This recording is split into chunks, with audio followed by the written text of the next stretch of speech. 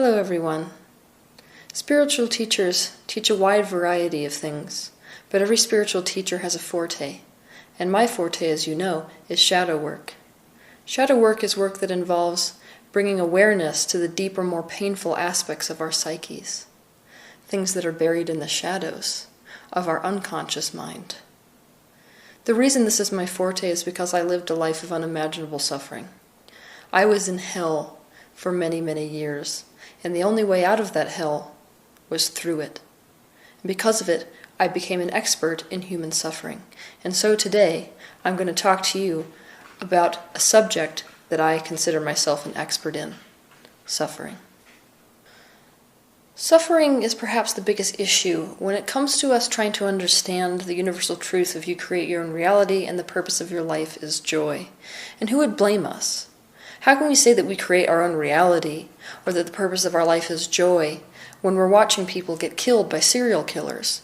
How does the child who gets chopped up into little bits create their own reality at the age of 5? How can it be that the purpose of your life is joy when we're losing loved ones to cancer, when we're in the middle of war? It's very understandable that we have these kinds of opinions, but this is why it's so important that I'm the one that's talking about this subject.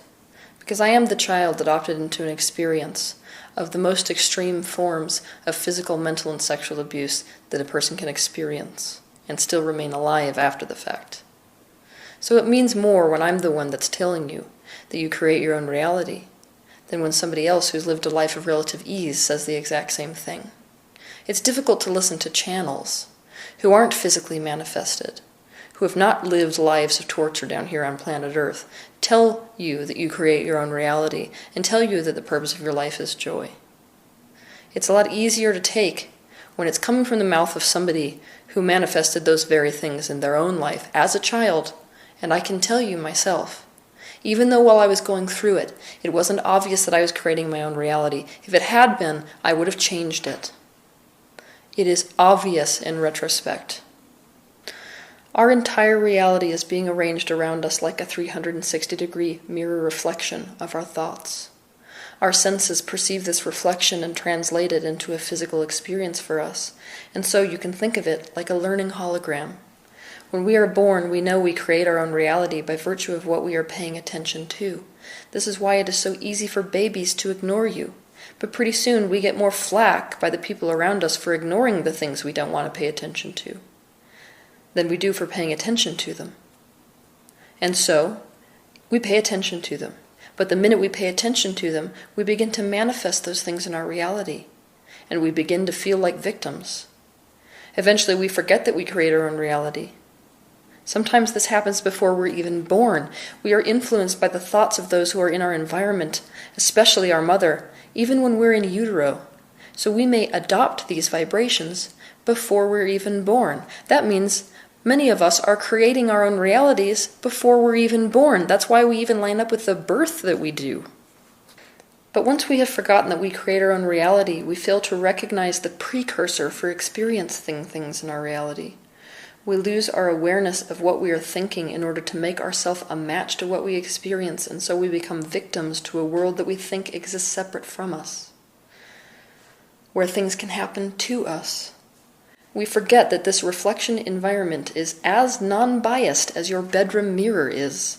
It has no judgment about whether what you are thinking is good or bad for you, or whether it is right or wrong for you to think, or whether it should or shouldn't reflect it back to you. It simply becomes the exact reflection of your thoughts.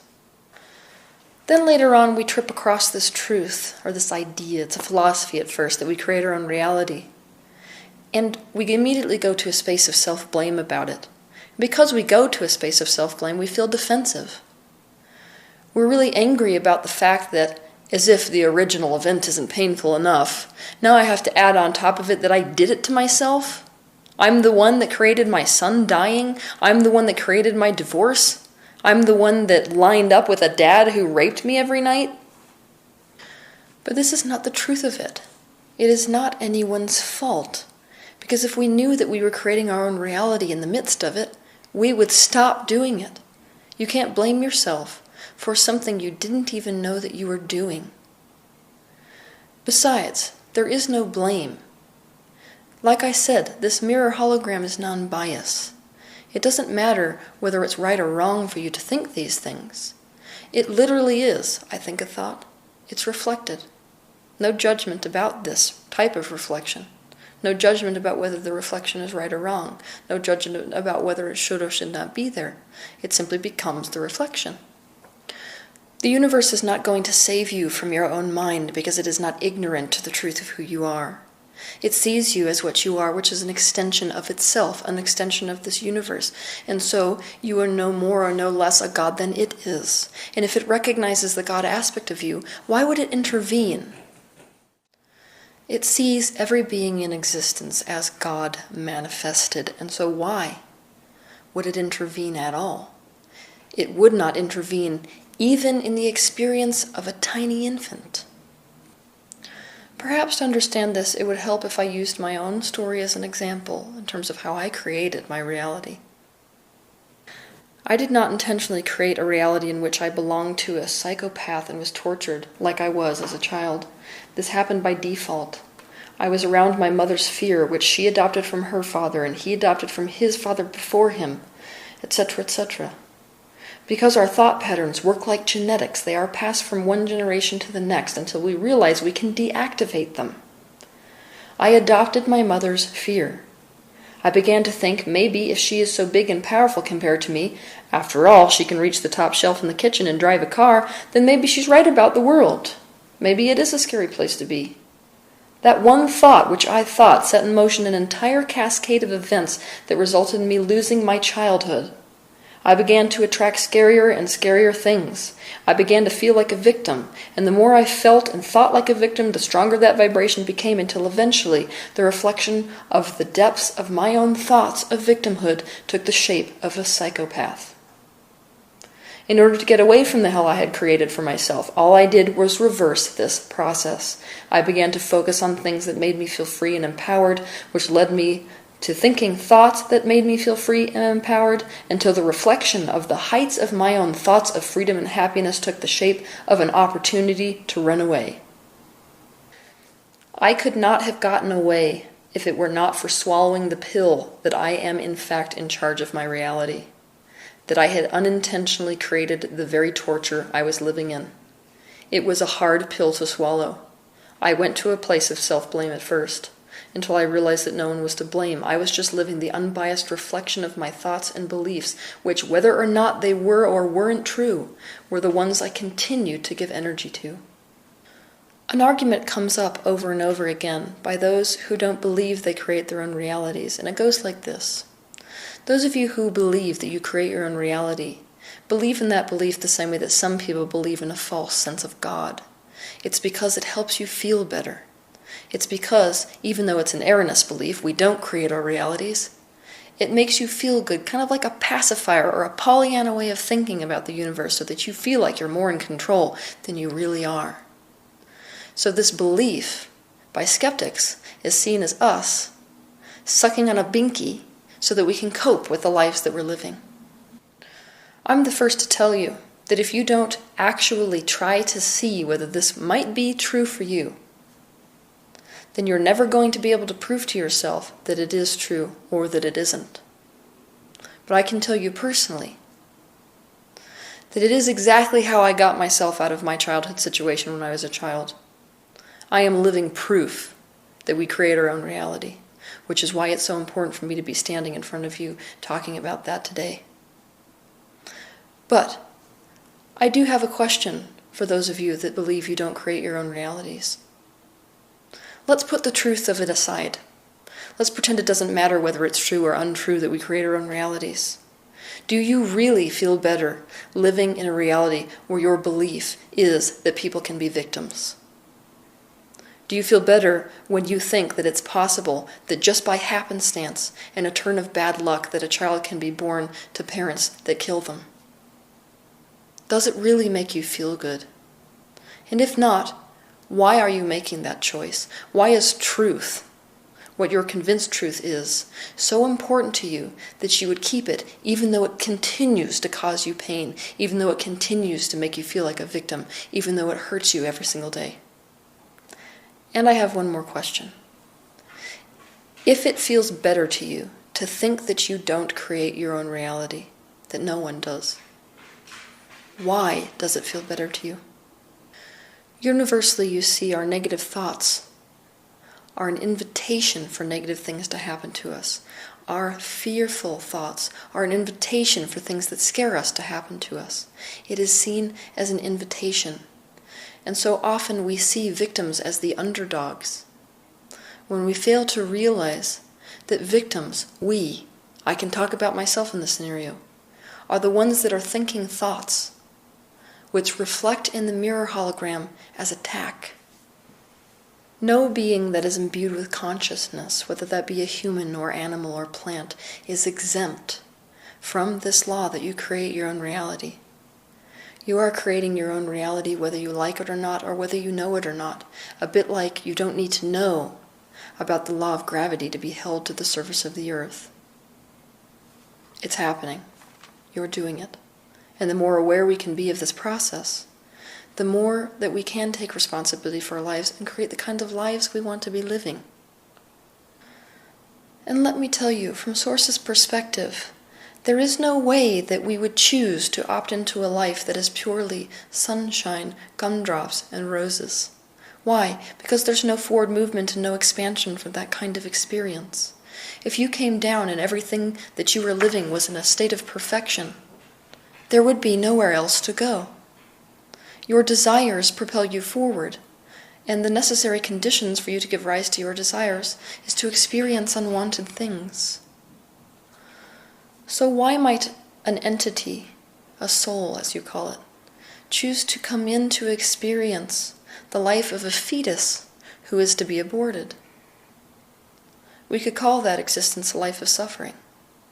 They would do that because of the experience, because of what that experience causes them to desire, and when they desire it and line up with it, what it will cause them to experience, the perspective it will cause them to hold. So why then would I opt into the experience of a mother who was in the fear state that she was in, and later into the experience of a psychopath? Because of what it caused me to become, because of the perspective it gave birth to within me. Going through that experience caused me to have to ask some of the biggest questions in life, and when you start asking the questions, the answers are not far behind. Those answers came to me. I had a whole new understanding of this universe based on that. I was blown open to love, blown open to compassion, blown open to awareness of this universe and how it operates. And now I hold a brand new perspective. And those new desires which the experience gave rise to within me, I desired things like freedom. I desired things like happiness. I spend my life lining up with them more and more every day, and my life becomes more and more the reflection, the reality of those desires, which were the byproduct of the childhood which I chose into. And now I hold an entirely new perspective. The new perspective is what universal expansion is all about. The universe is in a process of self-realization, and it does that through every perspective that has ever been and will ever be. The totality of all those perspectives, which could be infinite, is the perspective of the universe at large if you combine them all. Each time a new perspective is born, the universe's perspective expands. The universe sees these lives like walking into and out of a movie theater. It is not stuck in the illusion that this is all that exists any more than when you walk into a movie theater, you are convinced that the storyline in the movie is now you, and it is all that exists. It is just an experience you are having. So, why go to a drama or a horror film? Because of the experience and what the experience evokes within you. The new perspective the movie gives rise to within you. To illustrate this idea, let's pick an all-American classic. We all loved the movie Last of the Mohicans, right? We loved it because we could have the experience without fully becoming the characters and losing the truth of who we really are sitting in the chair watching the movie. Go watch the movie again. You could not say that you'd want to live that exact experience if your reality became the movie's reality. You would not want to be in the middle of a war where your friends are being slaughtered and left out in the grass, where you're losing the love of your life, where your race is being annihilated until there's only one of you left. This is how your soul sees life. Why would it opt into the experience of this life, as painful as it is for some of us? Because it knows it will stand up and eventually walk out of the movie theater we call life. It knows the truth of who it is. It knows that the truth of who it is more than the character we are identifying with in this movie called life that you call by your name. It knows that the truth of who it is, the observer of this experience, can never be harmed by the experience on the screen of the movie theater we call life. The worst that can happen is the drama or horror of the movie we are watching causes us to stand up and exit the movie theater, which is what we call death. Suffering is not inevitable. Contrast is inevitable. For you to know what is desired, you must know what is unwanted. And so unwanted elements will be in your reality. And the day that they cease to be in your reality, you will cease to exist. Because the universe will no longer be realizing its expansion through you. Contrast is a necessary ingredient to expansion, but suffering is not.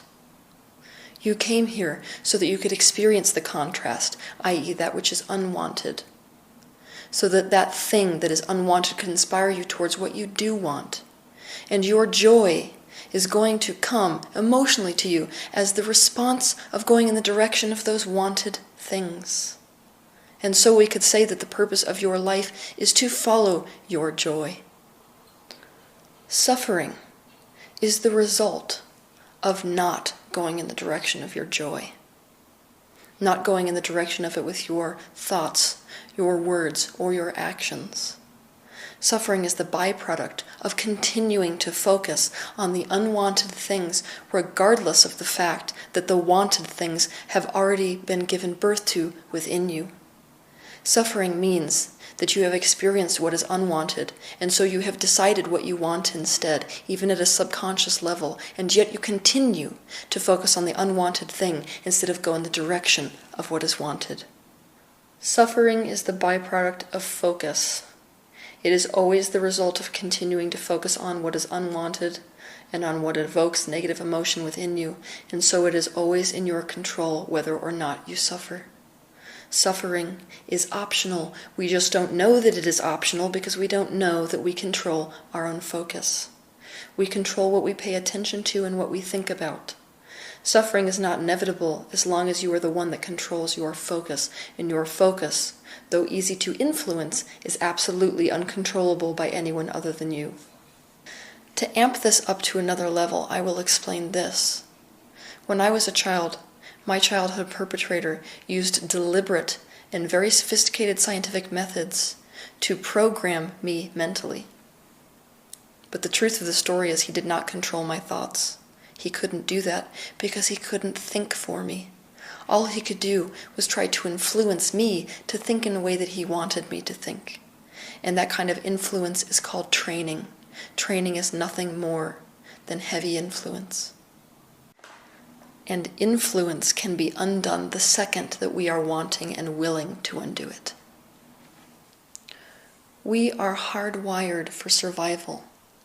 What that means is that when we believe that the world is bigger than us and that it can impose itself on us in our reality by bringing us something that is unwanted without us inviting it first, our brain goes to work trying to prepare for the worst. You have not informed your brain yet that it creates reality. It is simply following self-preservation commands according to the previous program of, I can be hurt by the outside world at any time. And so it focuses hard upon potential threats. It pays much more attention to things that hurt than things that feel good. Because it is convinced that if it pays attention to things that hurt, it will somehow be able to avoid it in the future or find a solution to it.